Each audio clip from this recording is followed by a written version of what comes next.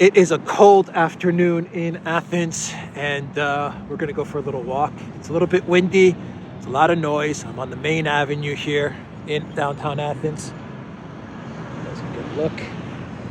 And we're going to talk about one story that I have in my mind. As far as an update as to what's going on in Ukraine and Russia and all this stuff, I don't really have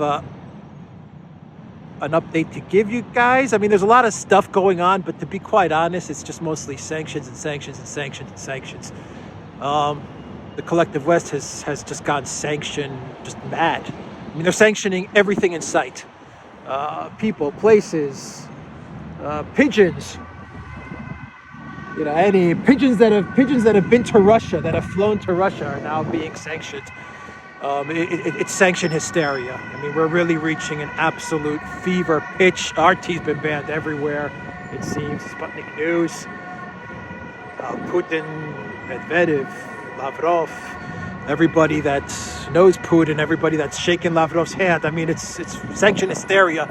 The EU just announced that they're removing like 7 big banks from SWIFT, but they're keeping the 2 banks that handle gas and energy and oil transactions. They're keeping those open to SWIFT. What does that tell you? That tells you everything you need to know. The fact that they're keeping those banks that are handling the transaction for energy, they're keeping them connected to SWIFT.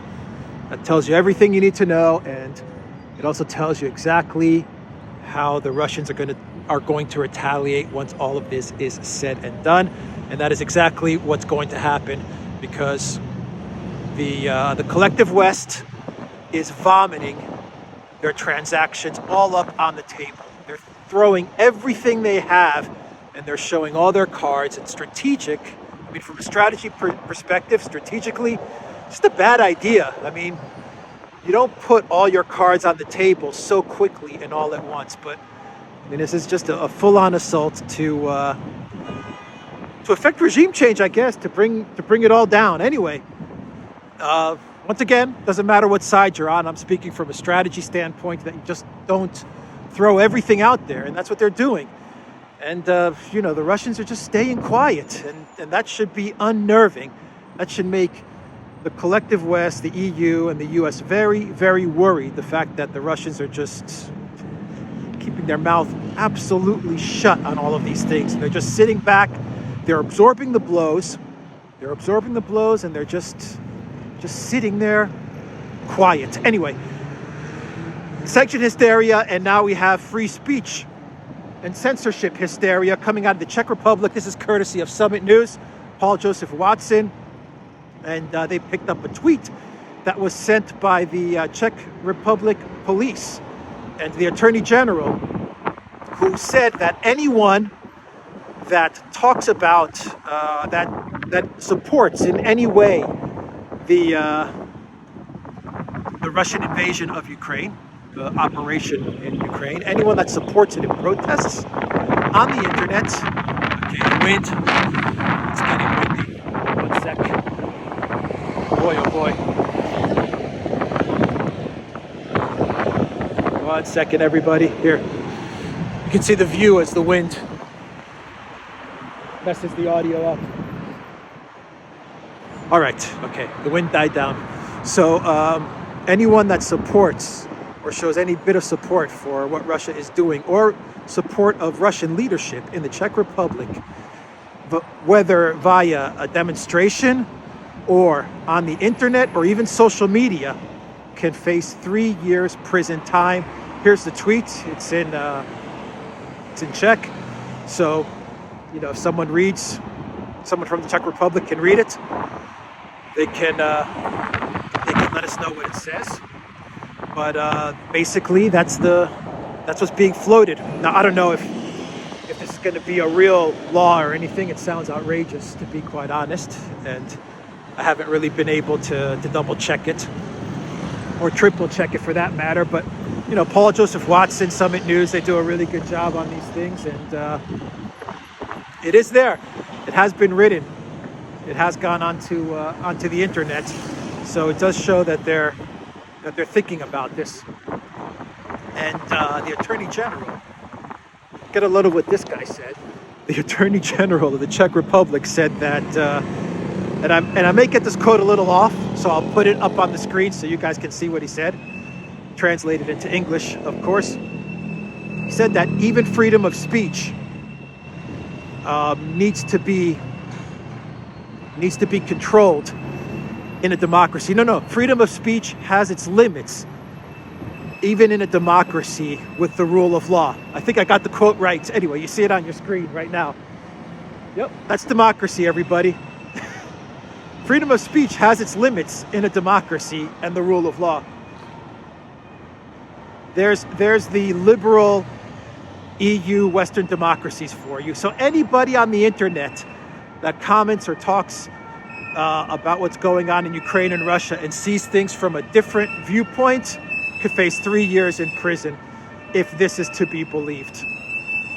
I mean, I can't see the Czech Republic government being that crazy.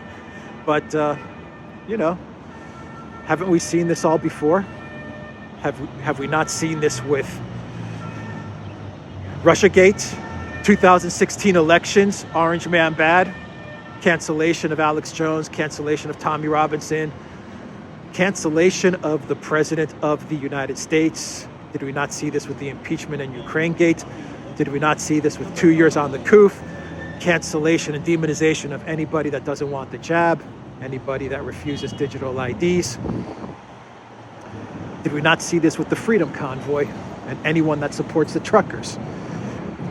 Anyone that sends even $50 to support the truckers, did we not see the same thing? This time, we're taking it to the country level. We need to cancel an entire country. We need to cancel not only an entire country, but we need to cancel anybody that questions the mainstream narrative about that country. For everybody that actually fell in line with this media spin, anybody that actually fell in line with this is exactly what they wanted to do. At the end of the day, what they wanted to do is clamp down on our freedom and our freedom of speech. Step by step, they chip away at it, whether they chip away at it with Trump, or with impeachment, or with January the 6th, or with COOF, or with the Freedom Convoy. They chip away at it, and now they're going to chip away at it with Russia and Ukraine. This is exactly what they were aiming for, and so many people in the media and independent pundits and YouTubers and just all kinds of people completely fell for it because they have this conditioned, visceral hate for all things Russia. And the media knew it, and they played it. They played it perfectly. Just like they knew that, you know, with a health scare, they may be able to accomplish the same types of things. So anyway, I won't get too deep into it. I think you guys understand exactly where all of this is going and how we're all being manipulated. There were some smart YouTubers. There were some smart YouTubers who weren't even geopolitical analysts. They don't even weigh on international events. They don't weigh in on this stuff, but they understood it. There are some YouTubers, and I mentioned Officer Tatum, who sat back and said, wait a minute, Soros, Clinton, Schwab, MSNBC, CNN, Biden, all these people are telling me how to think and how to act. Something's not right. Red flags, man, red flags. And he understood it. Officer Tatum understood it. And there are some YouTubers who aren't even political, and they understood it. That when all these forces align to push you towards some sort of thinking, you know something's wrong. Anyway, crazy stuff. I can't believe the Czech Republic would do that. I can't believe they're that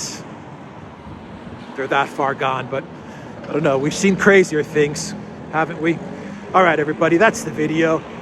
If the audio is a little weird because of the wind, I apologize, but I wasn't planning to do an update, another video, and well, I saw this story and said, why not? Let's do it. All right, guys, the Duran.locals.com. Take care.